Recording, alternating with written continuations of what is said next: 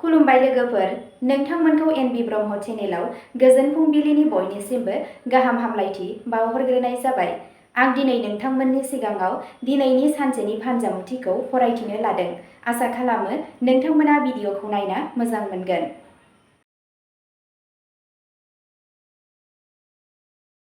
दिनै 24 जुन 2026 मायथाइ एबा 9 आसार दान 1433 मायथाइ बुधबार। गिबियावनो दङ मेष राशि। बुधबारनि बे साना नोंथांनि थाखाय रांखौ सामलायनो आरो गोदान रां थिसननायनि बिथांखि लानो थाखाय मोजां जागोन। गोबाव समनिफ्रायनो फालांगियाव थाबथानाय मोनसे गिदिर फालांगियारि गोरोबथाया दिनै हरखाबै जोबथा जानो हागौ, जाय नोंथांनि रांखान्थियारि थासारिखौ गोबां थुलुंगा होगोन। साख्रि मावनाय सुबुंफोरा मावख'आव गोबां खामानि मावनो हानाय गोहोनि थाखाय गोजौ मावख'गिरिफोरनिफ्राय जर'खा बाख्नायनाय आरो गोदान बिबान मोनगोन। समाजारि बिथिङाव नोंथांनि गोहोमा बांगोन आरो मोनाबिलि समा लोगोफोरजों रंजाथाव सावरायनायाव थांगोन। नोंथांनि दिनैनि खाफालगोनां दिगा जादों सानजा, खाफालगोनां अनजिमाया जादों 5 आरो खाफालगोनां गाबा जादों गोजों गोमो गाब। वृषभ राशि। दिनैनि साना नोंथांनि नखरनि सुख सुबिदा आरो गोसोआरि गोजोनखौ बांहोनाय जागोन। हा-हु एबा गारि बायनो नाजानाया दिनै गोख्रैथि मोनगोन आरो लुबैनाय जाफुंसारनाय मोनगोन। आरिमु, मिडिया आरो लिरनाय आयदाजों सोमोन्दो थानाय सुबुंफोरा दिनै गावनि रोंग'थिखौ दिन्थिनो थाखाय मोनसे गिदिर आरो गोसो बोनो हानाय प्लेटफर्म मोन्नो हागोन। जुलियारि जिउआव गोदै थागोन आरो नोंथांनि जिउनि लोगोरिनि हेफाजाबजों जायखिजाया गोजाम नखरारि जेंनाया आबुङै सुस्रांजागोन। नोंथांनि दिनैनि खाफालगोनां दिगा जादों साहा, खाफालगोनां अनजिमाया जादों 2 आरो खाफालगोनां गाबा जादों गुफुर गाब। मिथुन राशि। दिनै नोंथांनि गोहोआ गोजौआव थागोन। खामानि थिलियाव नोंथांनि बेरेखाफोरा नोंथांनि रुजुजायै आदब आरो थिरांथाफोरनि सिगाङाव आबुङै जेननाय नुगोन। सिगां समफोराव जानाय जायखिजाया रां खाथायनाय एबा आजै-आजौनि सम्फथिनिफ्राय हरखाब सानस्लाबै राङारि मुलाम्फा जानायनि गोबां जाथावना दं। जायखिजाया बादायारि आनजाद एबा इन्टारभिउआव फरायसाफोरा गावसोरनि खस्थ'नि फिथायखौ जोबोद खुसियै लुबैनाय मोनगोन। नोंथांनि दिनैनि खाफालगोनां दिगा जादों सा-सानजा, खाफालगोनां अनजिमाया जादों 7 आरो खाफालगोनां गाबा जादों गोथां गाब। कर्क राशि। दिनैनि साना नोंथांखौ जायखिजाया रोखोमनि हरखाब आरो बांद्राय गोसोजों गिदिर थिरांथा लानायनिफ्राय गोजानाव थानो बोसोन होयो। खामानि थिलियाव लोगोफोरजों जायखिजाया रोखोमनि सानस्रियारि फारागथि एबा गोनांथि गैयै बाथ्रा दान्थेलायनायनिफ्राय गोजानाव था, नङाब्ला नोंथांनि सावगारिआ गोहोम गोग्लैनो हागौ। दिनै रांखान्थियारि बिथिङाव आबुङै सांग्रां जा आरो रावनोबो जेबो सानस्लाबालासिनो गिदिर दाहार दाहो। बेलासि समाव गथ'नि फारसेनिफ्राय माबा मोनसे मोजां खौरां मोननानै नोंथांनि गोसोआरि जेंनाया गोबाङैनो गोजान जागोन। नोंथांनि दिनैनि खाफालगोनां दिगा जादों खोला-सोनाब, खाफालगोनां अनजिमाया जादों 4 आरो खाफालगोनां गाबा जादों रेजें गलाब गाब। सिंह राशि। सिंह राशिनि सुबुंफोरा गावनि मान-सन्मान, समाजारि मान-सन्मान आरो गोहोमखौ बांहोनो थाखाय दिनैनि साना मोजां जागोन।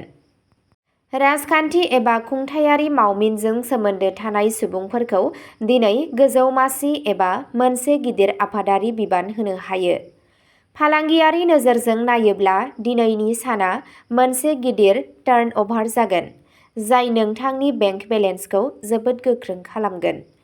मोजां मोनलायनायनि सोमोन्दोआव गावजों गाव फोथायनाय आरो बावसोमनाया बांगोन आरो नोंथाङा गावनि लोगोरिजों इयुननि गोथौ सानथांखिफोरनि सायाव खुलायै सावरायगोन। नोंथांनि दिनैनि खाफालगोनां दिगा जादों सा-सोनाब, खाफालगोनां अनजिमाया जादों 9 आरो खाफालगोनां गाबा जादों रोजा सिन्दुर गाब। कन्या राशि।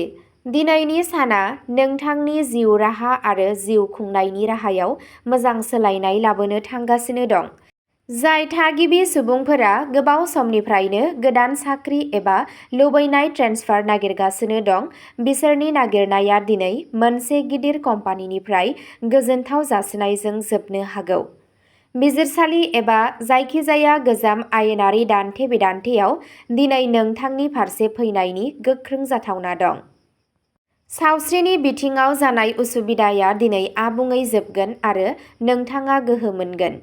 नोंथांनि दिनैनि खाफालगोनां दिगआ जादों खोला, खाफालगोनां अनजिमाया जादों 1 आरो खाफालगोनां गाबआ जादों आकाहि निला गाब। तुला राशि, खाफालनि हेफाजाबजों नोंथांनि बयनिख्रुइबो जेथोगोनां आरो थाबथानाय खामानिफोराबो जेबो हेंथा गैयाजासे गावनो गाव आबुं जागोन।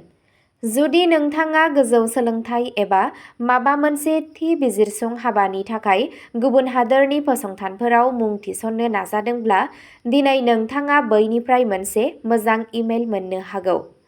धोरोमारि आरो सुबुं अनफावरि हाबाफोराव नोंथांनि सांग्रां बाहागो लानाया बांगोन, समाजाव नोंथांनि थामान आरो मानखौ बांहोगोन।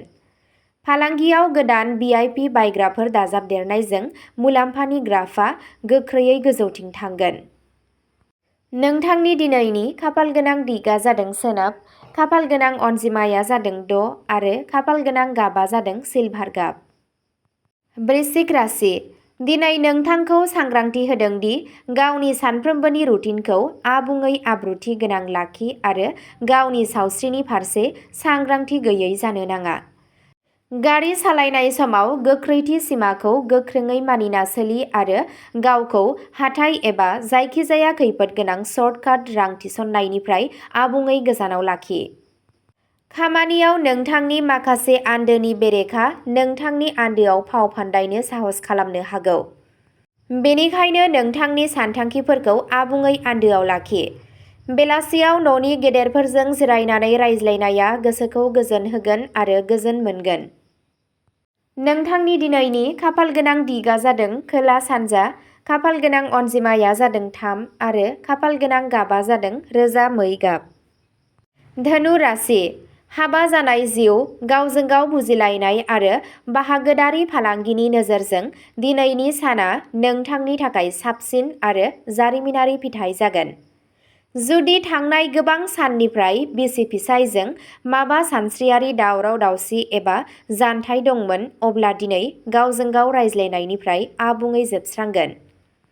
फालांगियारि बिथिङाव दिनै नोंथाङा मोनसे जोबोद गिदिर आरो गोलाव समनि अर्डार मोननो हागोन, जाय मावफारियाफोरनि गेजेराव गोदान थुलुंगाखांनायखौ बांहोगोन। गोजाम लोगोफोरनि हेफाजाबा नोंथांखौ मोनसे गोदान मुलाम्फा गोनां राङारि स्किमनि बाहागो जानायाव मदद होगोन। नोंथांनि दिनैनि खाफालगोनां दिगआ जादों सा-सानजा, खाफालगोनां अनजिमाया जादों 8 आरो खाफालगोनां गाबआ जादों रेजें गेरुआ गाब। मकर राशि, दिनै नोंथांनि सोमोनांथाव नांथाबनाय आरो सोलोआरि रोंग'थिनि गोहोजों नोंथाङा नोंथांनि गासैबो सुथुर आरो बेरेखाफोरनि मोनफ्रोमबो मावनायखौ आबुङै फेलें खालामगोन। गोबाव समनिफ्रायनो सोलिबोनाय जायखिजाया गोजाम देहायारि बेराम, जरायाव सानाय एबा बोथोरारि बेरामनिफ्राय नोंथाङा सोमोनांथावै रैखा मोननो हागोन। बेंकजों सोमोन्दो गोनां ल'ननि लेखा बिलाइफोरखौ दिनै जेबो जेंना गैयाजासे गोरलैयैनो फोजोबनाय जागोन। थाबथानानै थानाय गोजाम रांखौ हरखाबनो फैफिननायाव गोसोनि मोनसे गिदिर रांखावरिनि बजाया आबुङै खमायगोन। नोंथांनि दिनैनि खाफालगोनां दिगआ जादों खोला-सोनाब, खाफालगोनां अनजिमाया जादों 10 आरो खाफालगोनां गाबआ जादों रोजा निला गाब। कुम्भ राशि, दिनै नोंथांनि मेलेमारि सानस्रिनि थाखो, गोदान टेकनिकेल सानस्रि आरो सोरजिलु गोहोआ जोबोद साबसिन जागोन, जायनि थाखाय नोंथाङा मावख'नि गोब्राब प्रजेक्टखौबो गोरलैयैनो सुस्रांनो हागोन। स्टक मार्केट, मिउचुएल फान्ड एबा कर्परेट फाइनेन्सजों सोमोन्दो थानाय सुबुंफोरा दिनै सानस्लाबै राङारि मुलाम्फा मोननो हागौ। मोजां मोनज्लायनायनि जिउआव मोनसे गोदान रंजानाय, रमान्स आरो गावजों गाव फोथायथि थागोन, जाय नोंथांनि सोमोन्दोखौ आरोबाव गोथौसिन खालामगोन। फरायसाफोरा गोजौ सोलोंथाइनि थाखाय गाव गावनि सायख'नाय फसंथानाव मुं थिसननो हागोन। नोंथांनि दिनैनि खाफालगोनां दिगआ जादों सोनाब, खाफाल गोनां अनजिमाया जादों 11 आरो खाफाल गोनां गाबा जादों रोजा फान्थाव गाब। मीन राशि। दिनै नोंथांनि गासै नोजोरा मुवा बेसादफोरनि गोसारनाय, गोदान जि-जोम, गहेनाफोर बायनाय, हा आरो न' लुनायजों सोमोन्दो गोनां नखरारि बाथ्राफोरनि सायाव नोजोर होगोन। मोनसे गोदान आलिशान न' एबा न'आरि सम्पथि बायनायनि सौदाया दिनै गोख्रै आवगायगोन आरो जोबथा गोरोबथाया नोंथांनि फारसे थि जानो हागौ। बिमानि सावस्रियाव सोमोनांथाव जौगानाया गासै न'नि आबहावाखौ गोजोन आरो मोजां खालामगोन। मावख'आव गागि आरो जुनियर मोन्नैनिबो आबुं मददजों नोंथांनि गासैबो मावथांखिफोरा समनि सिगाङावनो आबुं जागोन। नोंथांनि दिनैनि खाफाल गोनां दिगआ जादों सा-सोनाब, खाफाल गोनां अनजिमाया जादों 2 आरो खाफाल गोनां गाबा जादों जोंथि सना गाब। अब्ला दिनैनि सानसेनि फानजामुथि एबा राशि फरायथिनाया एसेनोसै।